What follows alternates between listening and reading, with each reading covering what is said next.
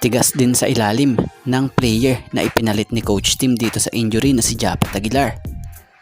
Converge Fiber Exercise rookie na si Justin Baltazar, gigil ng makabangga etong si Japet Aguilar. At bago nga ang lahat, baka naman po pwedeng makahingi ng isang subscription para sa ating channel or pakifollow na rin po kung nagustuhan nyo ang ating mga basketball update. At kung ito na may makakabigat para sa inyo, kahit isang like and share na lamang po. Maraming salamat po. So matatandaang una nang napabalitang posibleng mawala ng ilang araw o linggo sila Japet at maging itong si Stephen Holt dahil na nga sa natumong injuries ng mga ito. So about kay Japet, nagtamo nga ang Ginebra big man na ito ng groin strain sa dying moments ng kanilang laro kontra Eastern, kung saan after nito mapapansing iika-ika habang papalabas ng court ang nasabing big man. At yung Stephen Holt nakakaramdam naman ng knee issues matapos itong madulas at makabalik din naman upang tapusin ang laro. So ayon kay Coach Tim, malaking factor sa injuries na ito ay ang 4 na sunod-sunod na schedule ng Ginebra mula noong December 11. So about dun kay Japet kung titingnan natin, mukhang kahit papaano malaking tulong sa ilalim ang tigas ng player na si Aljon Mariano na siyang pumalit nga sa posisyon ni Japet. So si Mariano bagamat undersize sa posisyon, pero ang laruan naman kala mo pang 6'9" big man na kung saay hindi nga makikita sa stat sheet yung naiaambag niya kundi doon sa presensya niya kasama ang team ng Barangay Ginebra. So ngayong wala si Japet, si Aljon Mariano nga ang tinoka sa posisyong naiwan itong si Japet at nakita yon dito kontra Terra Firma. Ginawa siyang first 5 ni Coach Tim Cone sa unang pagkakataon ngayong season conference at hindi naman sinayang ni Aljon ang pagkakataong yon dahil ginawa niya yung laro na inaasahan sa kanya ni Coach Tim Cone. Magpahanggang ngayon buo pa din talaga ang tiwala nitong si Coach Tim na kung saay pag kinakailangan ay lagi nga siyang nakahanda at hindi nagpapabaya.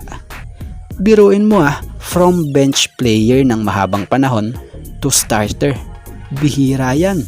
At si Aljon lang para sa akin ang nakikita kong ganyan para kay Coach Tim. So alam nyo ba sa naging laro niya kontra Terra Firma sa larong ito sa pinaka-latest, gumawa nga siya ng 5 points, 6 rebounds at 5 assists with 1 steal. At siya nga po ang may nakuhang pinakamataas na plus minus sa Ginebra na kung saan plus 27 siya.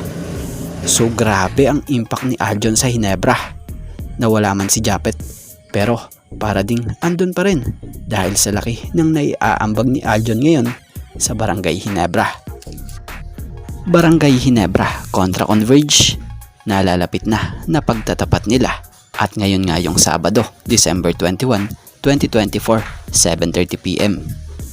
So speaking of Converge na makakaharap ng Ginebra, may isang player nga rito na former number 1 overall pick sa nakaraang rookie draft ng PBA na si Justin Baltazar ang excited makaharap ang isa sa player ng Barangay Ginebra na si Japet Aguilar, na sa ngayon mukhang medyo malabo pa pag nagkataon lalo na ngayong Sabado dahil kung matatandaan nyo una nang nabalita na may iniindang injury si Japet na kung saay nagtamo nga ito ng groin strain sa dying moments nung nakaraang Ginebra game kontra Eastern. Matatanda ang bukod kay Stephen Holt na balitang maging etong si Japet Aguilar na may injury ay posibleng ilang araw-araw mawala ito o linggo dahil sa natamong injury ng mga ito. So yun, sa ngayon hindi pa 100% na mangyayari yung ninanais ni Justin Baltazar na makaharap sa court ang idolo niyang kapangpangan rin na si Japet Aguilar from Barangay Ginebra dahil na nga sa nabalita na may injury siya. So possible baka kung hindi man si Japet ang makabangga niya sa Barangay Ginebra, etong si Troy Rosario or etong si Aljon Mariano na siyang may magandang nilalaro ngayon para sa Ginebra na pumalit nga po sa pwesto ni Japs nang mawala ito kontra Terra Firma. So mabalik tayo kay Justin Baltazar. mukhang paunti-unti nang nakakapag-adjust na siya sa estado sa laro sa PBA dahil sa kahit papaanong paraan nakakagawa siya ng pangtapal sa kanyang ibang kakulangan. Ika nga sa isang pahayag ni Justin Baltasar na ating nabasa, malas talaga ako sa opensa So yun nga, dinadaan ko na lang sa sipag sa offensive rebound. Dagdag pa nga nito, medyo sineswerte naman ako ngayon sa offensive rebound. Basta ako ready ko lang sarili ko. Hindi naman kailangang, kumbaga, magpakitang gilas ako. Trabaho lang kung ano man.